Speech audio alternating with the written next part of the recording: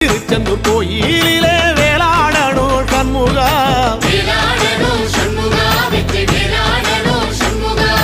பிள்ளை ஆண்டான் பிள்ளை என வரம் கொடுக்கணும் சண்முகா,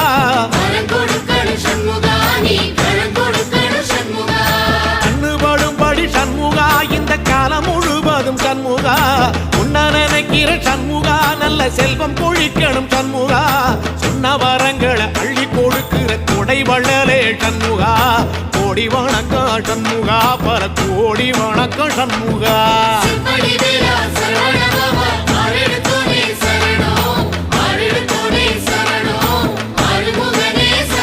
ஐயா மருதமர சத்தியமாகும் அறுபடைய சண்முகா,